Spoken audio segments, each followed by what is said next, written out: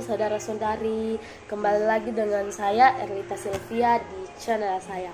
Nah, kali ini saya akan melanjutkan video-video sebelumnya yang saya akan menjelaskan beberapa materi dalam mata kuliah yang saya tawar dalam mata kuliah administrasi gereja baru.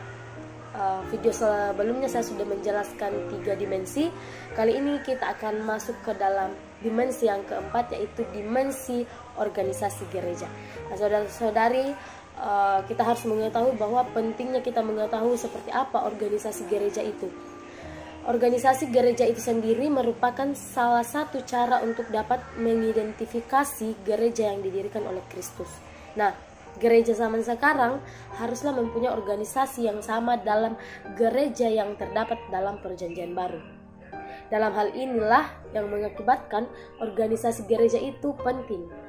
Jikalau gereja zaman sekarang tidak mempunyai organisasi yang sama dengan gereja yang ada di dalam Perjanjian Baru, maka gereja itu bukanlah gereja yang dapat kita lihat dan dapat kita baca dalam Perjanjian Baru.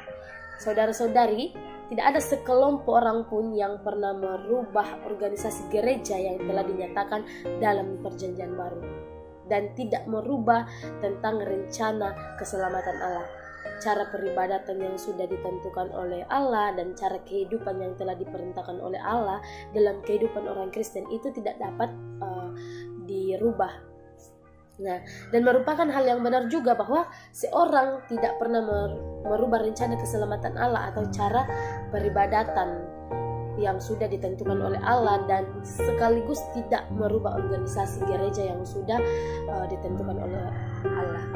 Organisasi gereja yang alkitabiah, rencana keselamatan yang alkitabiah, dan tata cara kebaktian yang alkitabiah selalu berdiri bersama-sama atau berubah bersama-sama. Nah, inilah yang mengakibatkan sehingga organisasi gereja itu penting. Dalam Kamus Besar Bahasa Indonesia sendiri itu atau yang biasa disingkat KBBI, arti kata organisasi sendiri adalah kesatuan atau bisa diartikan sebagai susunan yang terdapat atau terdiri atas bagian-bagian. Di dalamnya ada orang. Nah, dalam perkumpulan dan sebagainya dalam organisasi ini itu hanya mempunyai tujuan tertentu. Nah, seperti yang selalu saya tekankan di dimensi pertama sampai yang ketiga, saya juga akan menekankan di dimensi keempat ini bahwa setiap gereja baik kecil maupun besar itu memerlukan pengorganisasian yang baik. Karena ketika gereja mempunyai pengorganisasian yang baik, maka fungsi gereja sebagai tubuh Kristus akan berjalan dengan baik sesuai dengan arah kehendak Tuhan. Nah, saudara-saudari, di sini saya akan menjelaskan tentang organisasi yang diketahui bahwa organisasi adalah sekelompok orang yang melaksanakan kegiatan untuk mencapai tujuan tertentu. Dari dalam organisasi itu, seperti yang saya katakan sebelumnya, bahwa dalam organisasi ada anggota melakukan pembagian kerja dan koordinasi.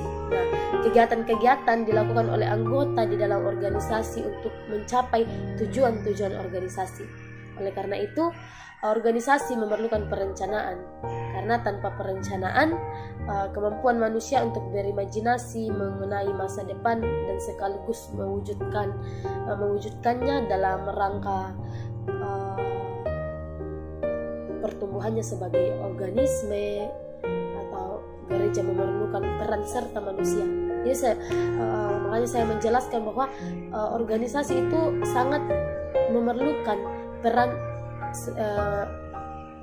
manusia, karena di sini organisasi juga akan memerlukan peran serta manusia beserta institusinya untuk menyiram, memupuk dan memelihara sehingga mampu berbuah.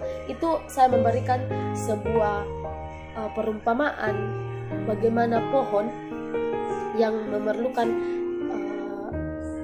peranan manusia dalam pertumbuhannya, seperti manusia itu menyiram, memupuk, dan kemudian akan memelihara sehingga pohon ini akan berbuah. Seperti itulah pertumbuhan gereja. tidak terjadi dengan sendirinya, tetapi diupayakan dengan proses pertumbuhan terarah yang perlu dipikirkan dan diorganisasi oleh manusia. Organisasi gereja ini adalah ya kumpulan organ atau jemaat yang menghimpunkan diri dengan maksud mengalami pelaksanaan tugas, panggilan atau misi gereja secara terbatas atau spesifik. Nah, dalam organisasi terdapat patologi organisasi gereja. Beberapa patologi yang terjadi di antaranya yaitu yang pertama, biasa ini terjadi di gereja-gereja, yaitu bias pangkatan jabatan gereja yang tidak berdasarkan kompetensi karunia. Yang kedua yaitu bias otoritas posisi versus otoritas fungsi. Yang ketiga itu ada bias budaya organisasi. Dan yang keempat ada bias kesadaran sebagai organisasi sosial spiritual atau biasa disebut core business.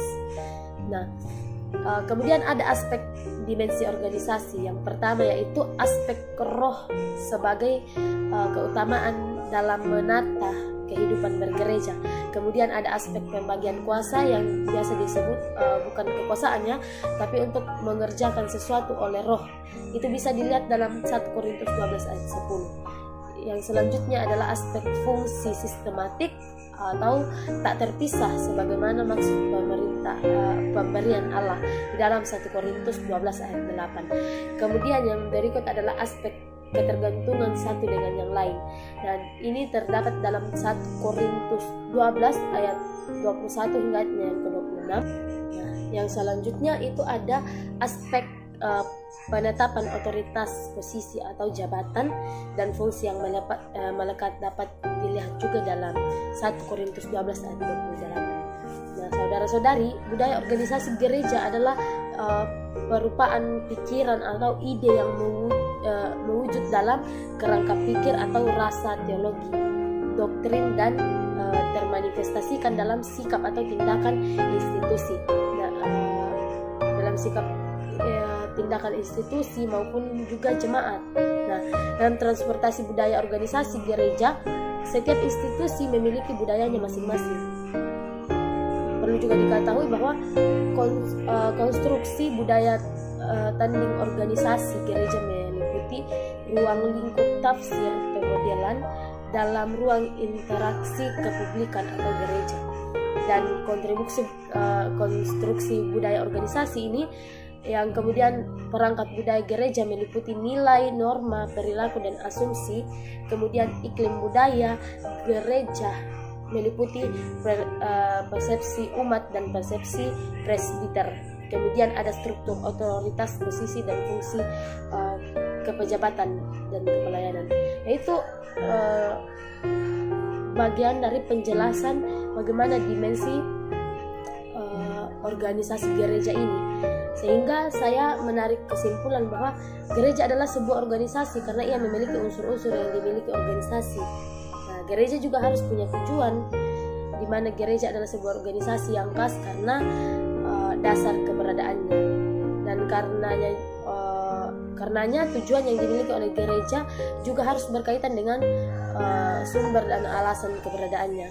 Tujuan ini ditegaskan dalam sebuah visi misi dan tujuan-tujuan antara. Maka jemaat atau gereja harus merumuskan visi misi dan tujuan-tujuan di dalamnya. Nah, visi misi dan tujuan antaranya akan mempengaruhi bagaimana sebuah jemaat melaksanakan tugas dan perutusannya. Nah, ada 3 syarat yang harus dipenuhi oleh sebuah visi dan misi yang baik, yaitu menyentuh konsepsi identitas jemaat, kemudian dirumuskan bersama dan dijabarkan sehingga lebih konkret. Nah, itulah penjelasan saya mengenai dimensi organisasi gereja.